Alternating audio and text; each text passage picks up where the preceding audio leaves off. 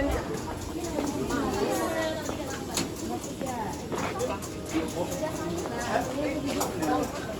sambalnya gulai barinya mas.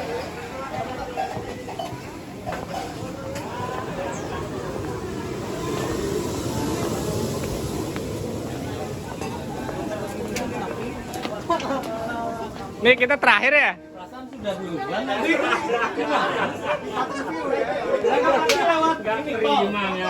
Ketiga, oh mending lah. Seenggaknya nggak terakhir, Halo guys, masuk YouTube. Guys, kita lagi makan di warung Tuman guys. Ini ngeri banget nih. Ini mau sharing apa? Apa yang harus di-sharing? Cerita terkait warung. Ceritain tuh konsep tempat makannya, kenapa sih terbuka, terus di tengah-tengah lokasinya kan ada kuburan terpencil gitu Bu. Kenapa masih ada yang datang, Bu? Kenapa rame? Kenapa? Walaupun istilahnya di tengah-tengah gitu ya Bu ya, tempat terpencil, tapi rame terus nih tempat makannya gitu Bu. Apa rahasianya? Rahasianya apa nih Bu? Ya, kalau ditanya rahasianya apa, sampai sekarang masih belum tahu. Ya, jujur aja karena banyak juga yang nanya rahasianya apa. Sampai sekarang masih bingung tuh jawabnya apa. Rezeki ya Bu ya. Itu mungkin. Tapi ya jujur aja di tempat yang baru ini itu lebih karena ke netizen sih katanya ya. Kekuatan sosial, the power of sosmed lah gitu. Wih.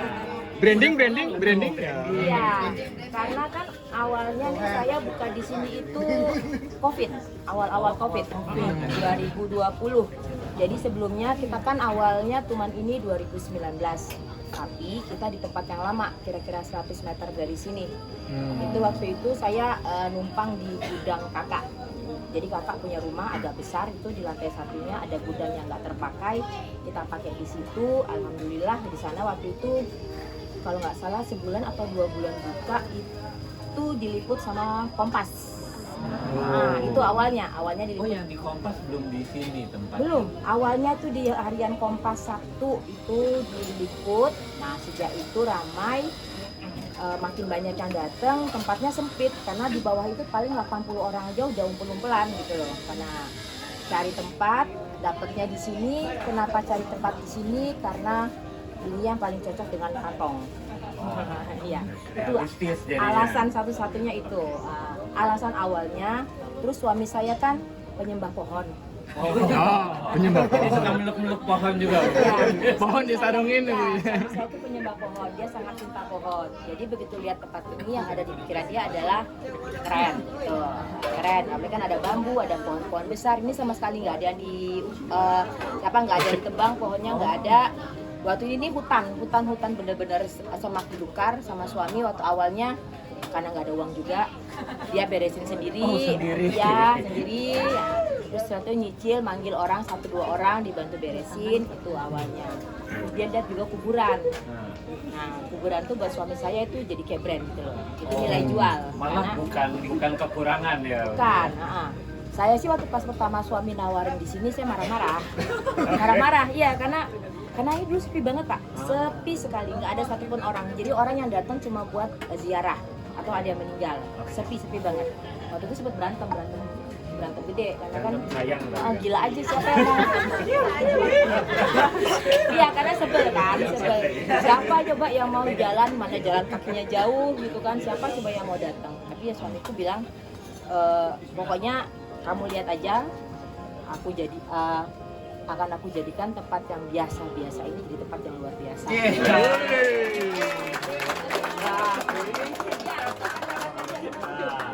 Dia ngomel. Kamu dikten nih, kalau Titen ini pokoknya kamu pegang ngomonganku, kamu lihat deh. Aku sumpah pokoknya tempat yang biasa akan menjadi tempat yang luar biasa. Alhamdulillah. Juli 2020 kita udah mulai buka di sini. Nah beruntungnya adalah kita itu sudah punya dari awal tuh Tumaner garis keras ceritanya. Jadi orang yang makan di sini kita sebut Tumaner. Waktu dari bawah itu sudah banyak pelanggan. Nah waktu itu kan COVID 2020 itu Maret kita tutup di tempat yang bawah. Tutup karena nggak bisa jualan sama sekali. Kita jualan dari rumah tapi lewat online aja, bukan GoFood ya, tapi ini apa namanya, lewat WA aja, lewat WA, terus suami posting di Instagram, banyak yang pesen. Nah terus suami kan untungnya suka nulis, pintar nulis juga, jadi selalu update tuh di Instagram kita. Banyak yang tanya, akhirnya begitu tahu kita buka di sini mulai. Nah beruntung juga waktu itu COVID lagi booming sepeda ya. Nah sepeda itu, dan kebetulan juga ini tuh ternyata jalur sepeda. Jadi ya sudahlah. Awalnya jadi thanks to para bikers lah pokoknya kita, karena mereka yang ngember itu loh, ngember kemana-mana. Iya. Nggak dibayar padahal tuh. Untungnya enggak. Nggak punya duit juga. Betul. Tapi ini dulu awalnya nggak segede ini Pak. Nggak segede ini, kecil sekali. Jadi Tuman ini warung tumbuh. Kita bangun kalau punya uang. Jadi Ini berarti banyak uangnya berarti. ya, Amin. ya, amin. Kalau dibilang Tuman ini nih dibangun karena kepepet banget. Kita nggak punya uang, akhirnya kita bikin warung. Kalau orang-orang kan punya uang nganggur, yuk bikin warung. Kalau kami nggak punya uang, ayo kita bikin warung gitu. Jadi bikin warung pertama kecil-kecilan dulu. Awalnya saya jualan di pinggir jalan. Oh, duduk di sini. Yes, 2019 itu saya jualan kaki lima. Kaki lima di Granada itu cuma berapa meter paling ya, nggak nyampe segini lah paling. Kecil sekali. Sebulan tutup karena ini sepi. Sepi, akhirnya ada tempat kakak, kita bilang boleh nggak dipakai, sama kakak boleh, akhirnya dipakai. Masih sepi juga waktu itu 2 bulan pertama. Nah, kemudian suami suka nulis, terus kita panggil teman-teman nih, makan gratis, kita minta testimoni, terus sama suami di-upload. Ternyata ada juga teman yang upload di Twitter, ternyata katanya tuh boleh banyak di-retweet. Dari sanalah wartawan Kompas baca. Terus kita didatengin. Alhamdulillah sih 2 hari mereka datang itu sehari setelah Pilpres 2019. Jadi 18 April, ingat kan? 18 April mereka datang, 20 April dimuat. Udah sejak itu kami nggak menerima tamu. Alhamdulillah. Apa namanya Tuman? Tuman itu semacam, kalau kata suamiku, ini semua sih konsepnya ini suami ya. Jadi suami semua yang Tuman itu keluar waktu tahun 2012. Saya itu jualan bebek di kaki lima juga di Cilenggang. Tapi namanya waktu itu bebek Tuman. Kenapa dikasih nama Tuman? Karena itu kata suami, namanya kan katrok deso gitu. Branding. Tapi doanya tinggi. Jadi doa itu kan artinya perbuatan yang diulang-ulang. Nah suami pengen nanti orang kesini nih jadi ngulang lagi. Bagian, ya. Betul, ketagihan. Bu, resepnya dari siapa nih Bu? Makanannya, Resepnya ide-idenya. itu sebagian besar itu kan menu keluarga ayah saya. Jadi ayah saya Padang, ibu saya Tegal. Nah awalnya itu buka pas pertama di bawah kita cuma buka, awalnya sate, gulai, ayam dan bebek yang dijual. Yang pas dijual pinggir jalan ya, waktu kita kaki lima karena nggak laku, akhirnya suami jualan di tempat yang lama itu juga nggak ada orang datang, sama tempatnya busuk gitu. Nah suami bilang karena tempatnya busuk sudah pasti orang susah datang. Di tempat rame aja kita sepi, apalagi di tempat yang begini harus cari menu yang tidak biasa. Jadi orang yang merasa tidak rugi kalau datang ke sini. Akhirnya kebetulan ayah saya itu punya resep keluarga namanya Nila Cala Balatui. Nah, ikan nila, ya itu akhirnya dicoba bikin itu. Terus waktu itu iseng ke pasar, saya beli pari asap, terus dimasak. Suami saya coba ini apa, mangut pari, enak, jual ini aja, hanya itu jual. Ya sudah, akhirnya yang dijual menu-menu itu pertama. Karena kenapa memilih menu itu yaitu tadi, karena di tempat kalau orang makan sate, makan gulai kan sudah biasa ya. Dan biasanya kalau sate, gulai, ayam itu kan orang sudah punya ini sendiri tuh. Jadi kalau sudah senang sama satu tempat, mereka nggak akan beralih ke yang lain. Jadi dipilihlah menu yang orang kalau kesini tuh worth it lah gitu loh. Jadi kalau kesini ya nggak sayang-sayang banget lah, karena kan capek kan kesini. Enggak bu, mana ada yang capek. Jalannya sempit, kuburan gitu kan. Udah habis maraton minggu lalu. Ya jadi effortnya ya lumayan butuh effort lah buat kesini. Jadi kalau cuma makannya yang standar aja kayaknya nggak ini banget lah, tidak terlalu istimewa. Jadi gimana? Semuanya menu ayah sih, semua menu favorit ayah. Jadi kayak gulai bareh itu juga menu ayah, nila cala balatu itu menu ayah saya, telur dadar gae itu menu itu gae itu adalah panggilan cucu-cucunya kepada ayah gitu. Dulu ayah suka bikinin telur dadar itu buat cucu-cucunya, jadi kan telur dadar gae, jadi ya sudah kita sebutnya telur dadar gae. Ada cerita masa tersulit sepanjang menjalani usaha nggak? Kalau cerita yang baik-baiknya kan kita udah bisa baca di Menghadapi sekitar, menghadapi lingkungan sekitar itu jadi PR sampai sekarang yang kita masih harus meredam ego ya gitu loh, karena ya biar gimana pun kan apa katanya, di mana bumi dipijak di situ langit dijunjung ya gitulah. Jadi tetap aja kita tinggal di lingkungan yang ya boleh dibilang beginilah gitu kan. Jadi orang yang pokoknya duit gitu, itu sampai sampai sekarang itu PR yang masih paling berat lah. Jadi nggak pernah bisa reda sedikit ada lagi, reda sedikit ada lagi. Itu butuh benar-benar apa ya, emosi yang kesabaran seekor buaya lah pokoknya. Jadi harus sabar ngadepin mereka tuh, tarik ulur. Sampai sekarang kami masih setor tiap bulan.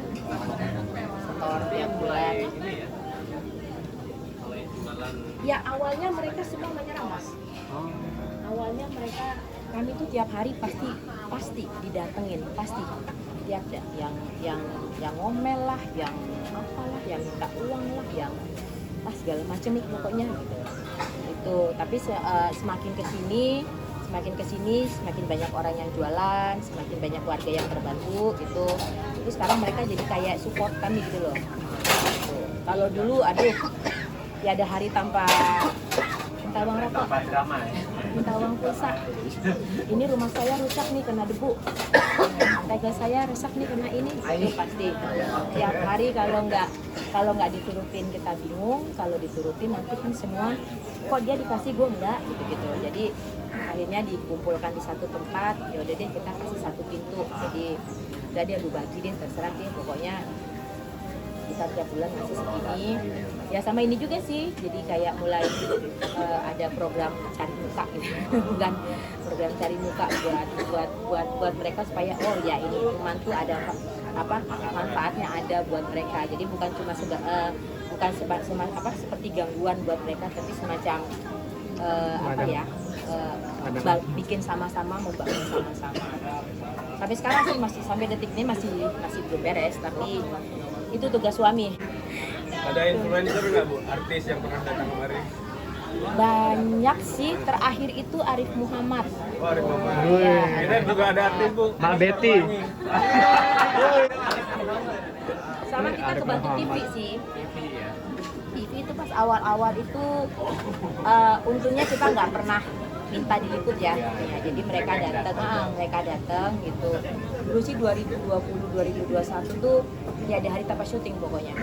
Jadi Trans 7 tuh sampai bosan kita jadi Trans 7. Yang belum itu cuma TV One kayaknya. Oh TV One akhirnya udah TV One. Jadi semua TV sudah akhirnya. Semua TV sudah, termasuk TV Cina sama Amerika sudah. Jepang sama Cina sudah datang. Wow. Gitu. Butuh wifi bu di sini orang-orang. Enggak, nanti orang kalau sini pakai internet nanti mereka tidak pulang. Jangan. Jadi di sini nih tempat, iya di sini nih tempat Nyembah pohon. Tempat internet. Ya, jadi orang kesini buat menikmati, bukan buat internetan sambil ya. Udah banyak yang nawarin wifi. Banyak kok kantor-kantor dulu waktu pas masih zaman WFH ya. Itu banyak tuh di sini jadi tempat Mereka bagian dari Tuman ya. PFT ya. PFT ya, Tuman jadi lah. RW.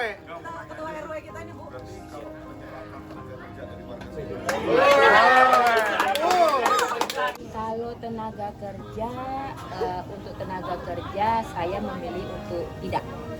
Nah, katakan tidak pada kita sempat mencoba beberapa kali, tapi ternyata memang etos kerjanya tidak cocok dengan kita. Jadi saya ini semuanya impor dari Pandeglang, hampir semuanya. Jadi saya punya 36 karyawan, itu hampir 30-annya itu Pandeglang. Sisanya Lampung, Bengkulu, Tegal, Brebes. Jadi sisanya sempat beberapa kali mencoba di sini, tapi ternyata emang tidak cocok gitu dengan ini. Karena di Tuman ini kan harus capek kan, harus mau capek. Nah, kalau yang warga sini kayaknya kurang begitu suka capek. Jadi lebih baik minta ya.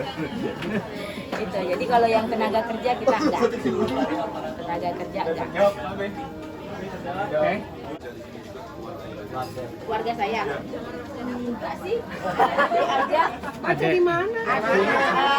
Tadi yang Mas Adit itu adik bontot saya. Terus yang jadi kasir istrinya Adit. Sama ya itu kerja sama suami saya. Cuman 2 dari 36. 2 dari 36. Berarti gosip tadi. Suami saya juga ini kok di sini karyawan senior.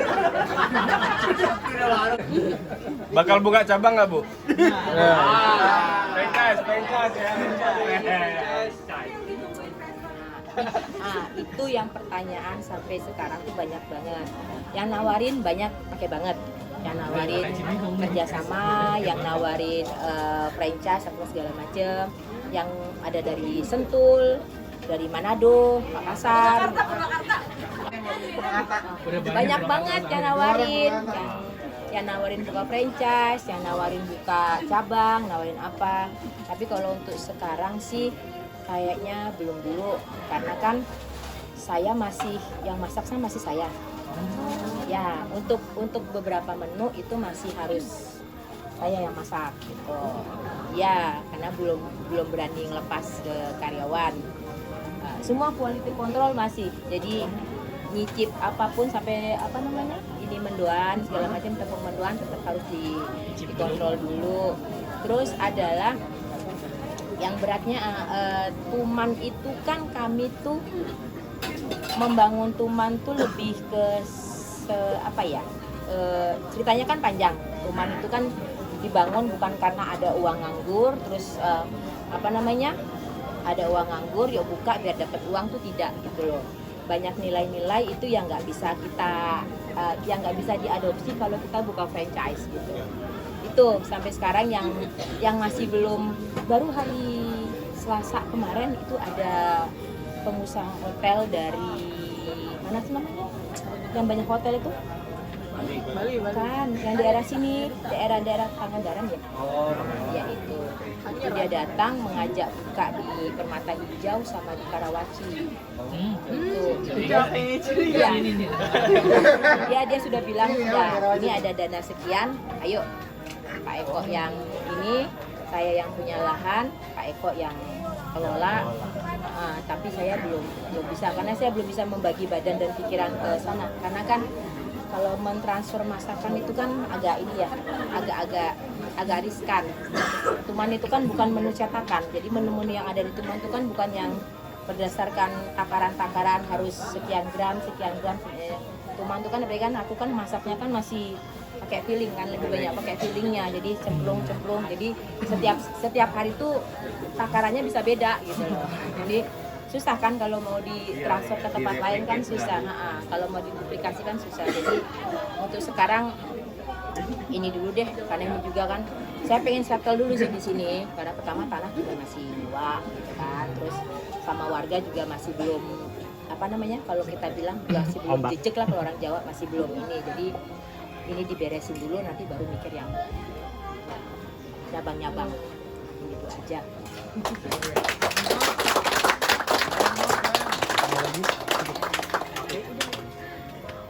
Oke teman-teman, kalau nggak ada lagi kita cukupkan ya diskusi dengan